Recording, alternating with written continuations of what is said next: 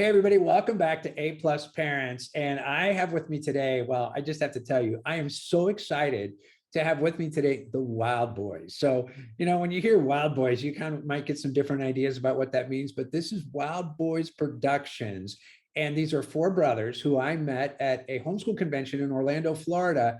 And actually, how I got brought to them was a student of mine was there and said, "Oh my gosh, Mr. D, the Wild Boys are here. You've got to go meet them." And so she walked me over, let me meet them. And once I met them, I really was just so impressed by who they are and what they've been up to.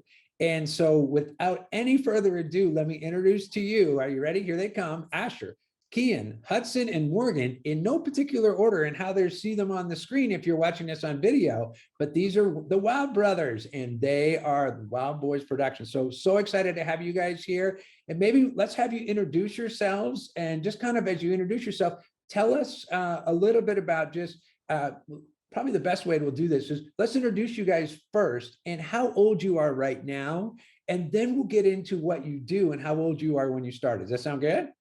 Sounds good. Awesome. All right, you guys. All right, let's go from left to right. I don't know which one. If you're my left, raise your hand so we know who's left, right? Who's over there on the left. Okay, good. Awesome. All right, off we go. Left to right. All right. Hey, Mr. D, thanks for having us on your podcast. Absolutely. All of you guys, I'm Hudson Wild. I'm the second Wild brother, and I'm currently 21. All right. Yeah, I'm Morgan Wild. I'm the oldest brother, and I'm currently 23. Yep, I'm Kian. I'm number 3, and I'm 19. Yep, and then I'm Asher. I'm the youngest, and I'm currently 17. That's so great. So you guys, you have had this amazing experience. So it's like so many people, they grow up and think about, wow, what would it be like to just live life on an adventure? And you literally have. So tell us a little bit about when you first started and where you started and what you were doing, because I want you to really create what it is that you do and how and who you're up to. And maybe you might want to share a little bit about your parents and how they got you engaged in what they do too in their background. So who wants to start? Yeah, I'd love to jump in. Yeah, so our story really does begin with our parents. And my dad, he was a boat captain, living and working out of the Panhandle, Florida. And at the time, he was married to my mother, and I was the only wild brother around. And one day he was working involved at our local church, and he watched a video that basically was about a family, an American family who went overseas to live and work among this tribal people group with the mission of taking the gospel of Jesus Christ to them, and they had never heard it.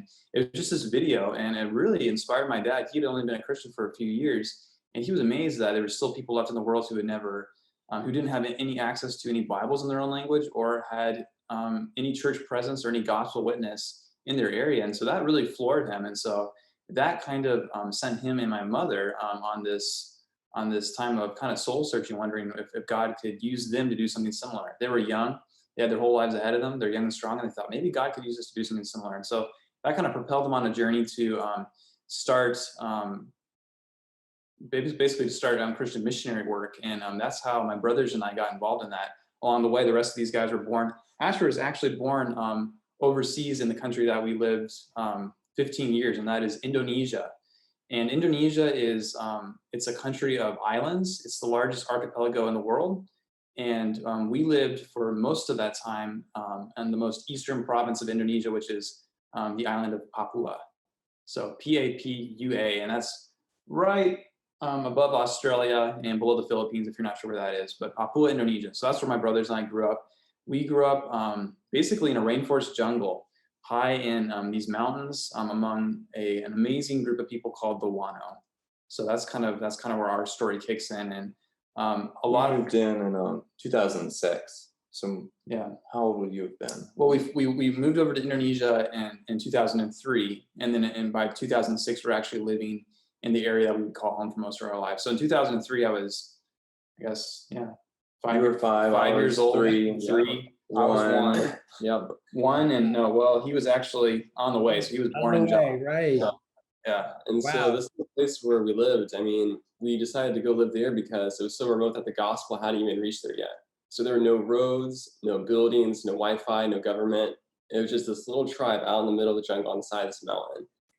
only accessible by either helicopter or plane. So when we first moved in, it was so remote that there wasn't even an airstrip. So we had to, take helicopter shuttles in to make it in there, unless you wanted to hike for, a couple weeks. But that wasn't really possible when we were so little. So we took the helicopter in and built a house out of the jungle and started living Yeah, there. and so there, for many years we lived with a group of people called the Wano, WANO, and these were an amazing people. But like Kian said, just geographically cut off from Christianity, from any gospel witness. And so we lived many years among them. We weren't short term. We lived full time in the village. We learned their language.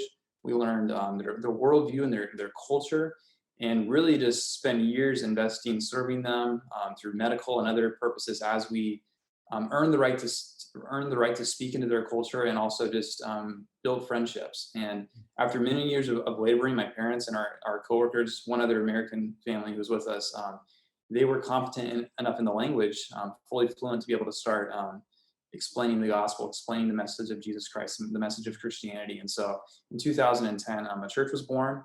And since then, that church has grown to maturity. And now we kind of play an itinerant role involved in the tribe. And a lot has changed in the last 15 years. But in a nutshell, it's kind of our story. So we grew up overseas in Indonesia as tribal missionaries. And that first inspiration that my dad got through a video really sparked in us a desire to, in the same way, use media as a tool to expose basically children and parents as well to modern day missions in the 21st century, what that looks like. We have a lot of great stories, even some great videos done over the years, but there's not a lot of material out there, especially geared towards a homeschooling kind of niche that talks about modern day missions. And so that's kind of what inspired us to start Wild Brothers Productions. That's really great. All right, so while you guys are there, how, because there's, you think about homeschooling, you think about school, period, right? There's reading, writing, there's math, there's history, there's science, there's all of these subject areas. So how did you do that in another country that really was fairly isolated? They had a whole different worldview than you have. And probably, I'm going to take a guess, maybe their textbook, like English wasn't a spoken language there when you first got there. Exactly. Right. Well, So how did you do your schooling? What was a day in your life look like? Maybe you were 10 or 11 years old. What did it look like for you to be in school? Yeah, that's a great question. And we've been asked that a lot, because how do you do school way out in the middle of nowhere, way out in the jungle? And surprisingly, our everyday school life looked a lot like the average homeschooler here in the US. My mom, she's a great teacher.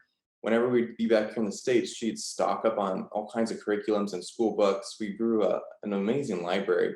We loved to read. And so we brought over all the US textbooks that we needed to do history, science, math. My dad was a biology teacher, so he would usually do the sciences with us. And we'd wake up at 8 o'clock. That's usually when our school day would start. And we'd go through all the average subjects just like people do here in the States. But kind of a unique aspect is that we were living in the jungle, which allowed us some really amazing extracurricular opportunities.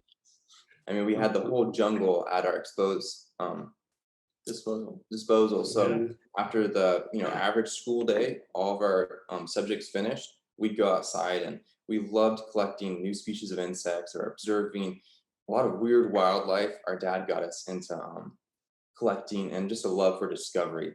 And so oftentimes when our school was done for the day, we'd go outside and do all kinds of fun adventures in the jungle. So, all right. So what's some of the wildlife you found in Indonesia that you wouldn't find in the States?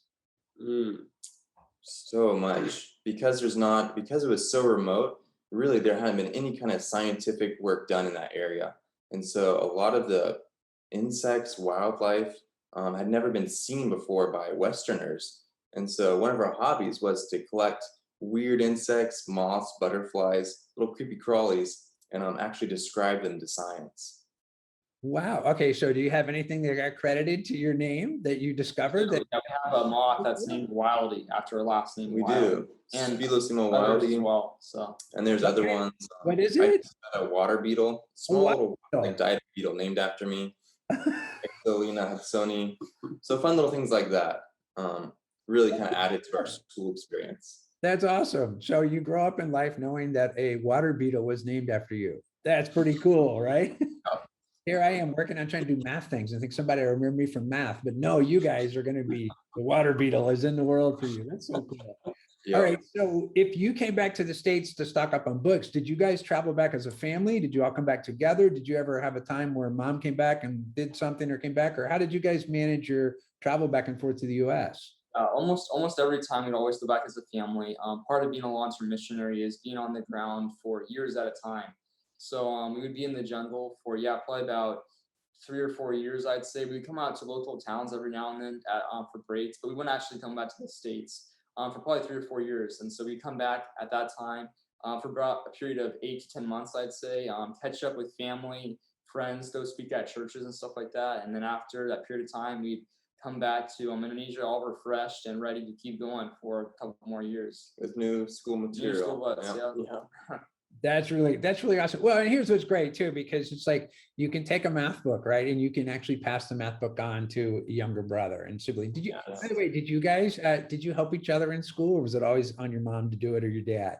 We No, did. yeah. Kian over here is the math genius of the family. So All right. like a human calculator. If we No, ever not had quite. problems, we'd go to Kian, and he's better than the textbook. He can always walk us through the problem. That's awesome. Okay, so I know there's, if people are watching right now, they're going to have or listening, they're going to have so many different questions. But one of the questions I would ask you, because here you are and you're four brothers and you seem like you all get along really, really well, right? But growing up and being in a country where for you you were kind of unique there as Americans being in Indonesia, right? So the Yep. question is, how did you guys, how did you guys get along with each other? Do you have any sibling rivalries, or were there practical jokes played, or were you guys always just so wonderful and generous with each other? How did that go? I mean, we were in a pretty small house out in the jungle, and so that, even if we got upset, there wasn't, too far we could go. So we grew up really close together, and we're also best friends. So we had our tribal buddies, but really outside, our own Western culture, we were the only ones there. So that, forced us to really grow tight as a family and as brothers when we were little. And so that's continued on for our whole lives. And yeah, my brothers are definitely my best friends, and we get along great. And it also helps because we share the same business now. So I think, your best coworkers are your family. And we see a lot, eye to eye on a lot of stuff. And so it's really helped out. But yeah, we grew up in a 30 by 30 round house out in the jungle. So not a very big house. So there's definitely those moments where, tension arrives, some friction, and we'd get in arguments, of course, but that's just natural with brothers. So we get on each other's nerves, but definitely a lot of practical jokes. We Yeah. love joking Oh, yeah. around, love getting good laughs out together. But That's awesome. we tried to keep fighting at a minimum. Yeah, that's great. Well, and I like, I think there's something to be said for that. When you grow up and you have each other that you rely on, in that moment, you have a different kind of bond. That's a bond that you'll have already as brothers, but a bond that you have as growing up the way you did that is really, is probably very much unbreakable, unshakable would be another way to say that. So it's really great to hear that. It's inspiring, really. How often families don't get that opportunity and maybe take for granted each other, but knowing when you rely on each other and this is it, and this is who you are, it's just, it's very inspiring.